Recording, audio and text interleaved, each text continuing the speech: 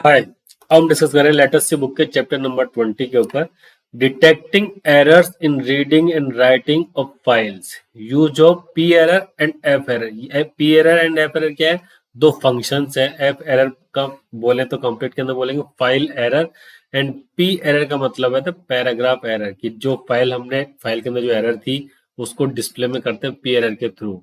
अब जैसे मान लीजिए किसी फाइल को हम डेटा को रीड कर ले, डेटा को राइट करते तो इनिशियली हमने जब भी करा था फाइल पॉइंटर जब भी हम लेते हैं तो हम चेक कर लेते हैं फाइल पॉइंटर नल है या नहीं है। तो उस टाइम हम चेक कर लेते हैं कि फाइल अगर एग्जिस्ट करती है कि नहीं करती। तो एक जो नॉर्मल वैल्यू एरर आती है कि फाइल की एग्जिस्टेंस की, वो तो हम चेक कर लेते हैं। लेकिन मान लीजिए कि हमने रीड मोड के अंदर तो फाइल ओपन कर ली और हम उसके अंदर कुछ डेटा को राइट करने का ट्राई कर रहे हैं, तो हम डेटा राइट तो नहीं कर पाते हैं। उसके अंदर टाइप करते रहते हैं और कमांड पास करते जाते हैं, लेकिन हमें कोई मैसेज नहीं आता कि आप कर क्या रहे हो। बाद में जाके चेक करते हैं फाइल के अंदर डेटा तो कुछ आया ही नहीं है।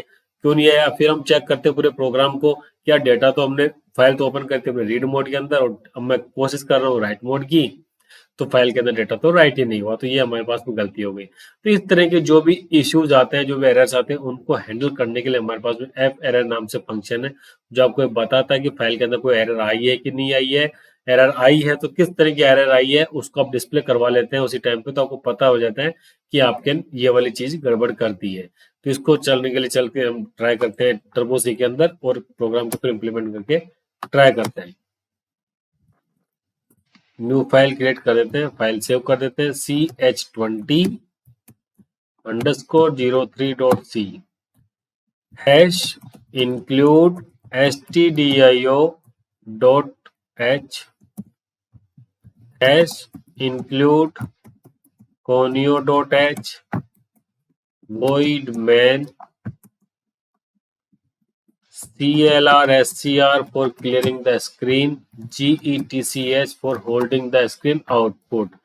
हम यहाँ पे एक फाइल पॉइंटर ले लेते हैं फाइल का fs। अब इस फाइल को ओपन तो करेंगे हम रीड मोड के अंदर और इसको राइट करने की कोशिश करेंगे, इसके अंदर राइट करने की कोई डेटा।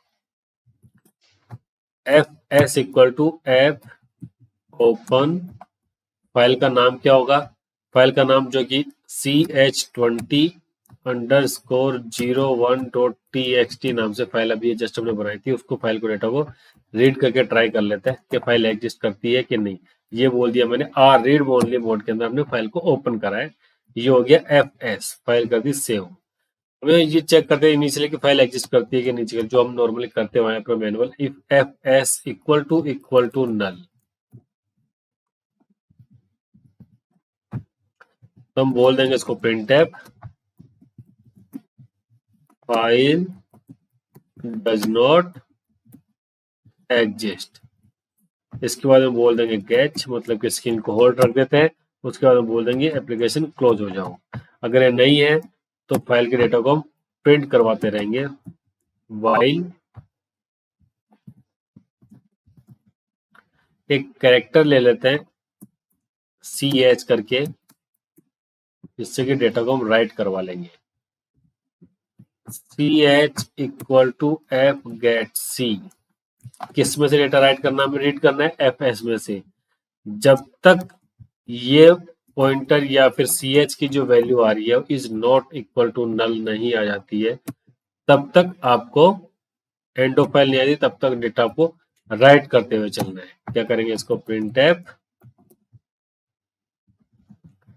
%c, नॉर्मली डिस्प्ले करवा रहे हैं हम यहाँ पे ch। फाइल सेव कर दी है, कंट्रोल F9, जो फाइल को रीड कर कंट्रोल F9 कर। देखिए कंट्रोल F9 करा तो जो फाइल हमारे पास उसके अंदर जो कंटेंट था 1 2 3 4 5 6 7 8 9 10 ये हमारे सामने कंसोल पे प्रिंट हो गया, क्योंकि हमने क्या बोला था कि जो भी डेटा है उसको प्रिंट करना है।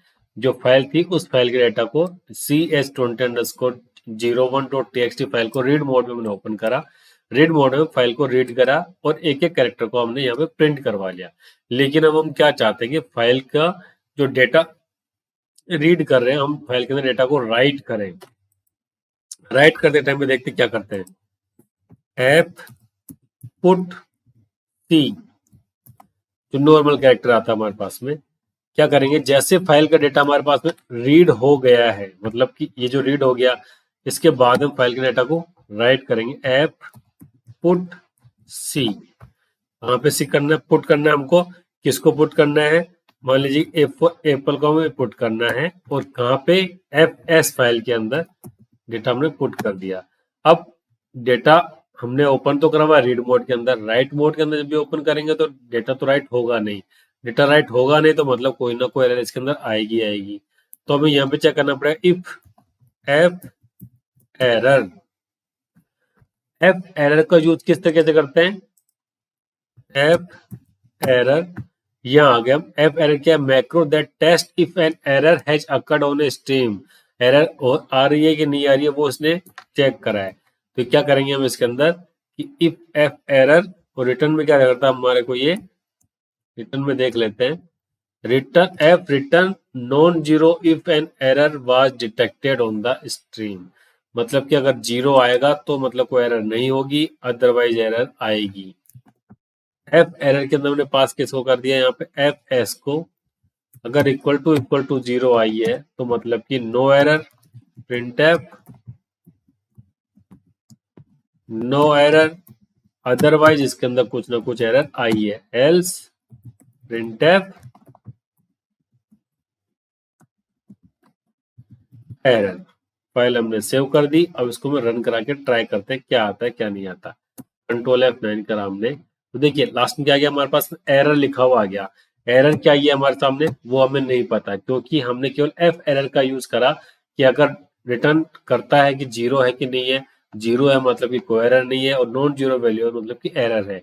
अगर एरर है तो क्या एरर है, ये हमने ब्रैकेट लगाया और इसको हमने चेक कर लेते हैं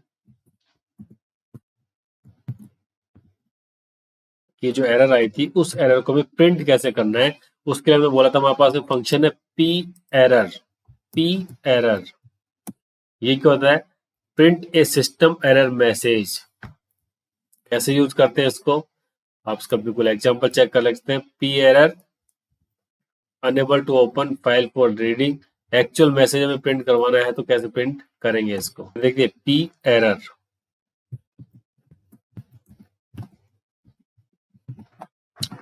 इस फाइल स्ट्रीम के अंदर क्या एरर आई थी, मतलब आउटपुट दे दिया इसने हमको एरर जीरो, मतलब कि पी एरर जो फंक्शन था उसके अंदर जैसे हमने फाइल पॉइंटर पास करा तो उसके अंदर जो भी वैल्यू थी उसका जो एरर का रेस्पॉन्डिंग या उसके करस्पॉन्डिंग जो भी एरर मैसेज था वो उसने हमें डिस्प्ले में दे दिया।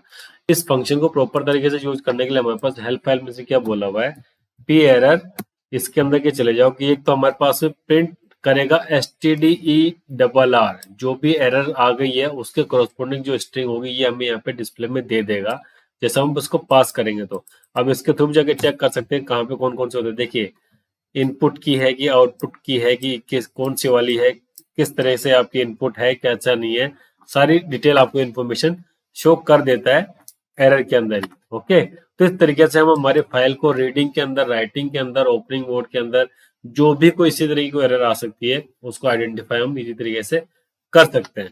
Okay, thank you.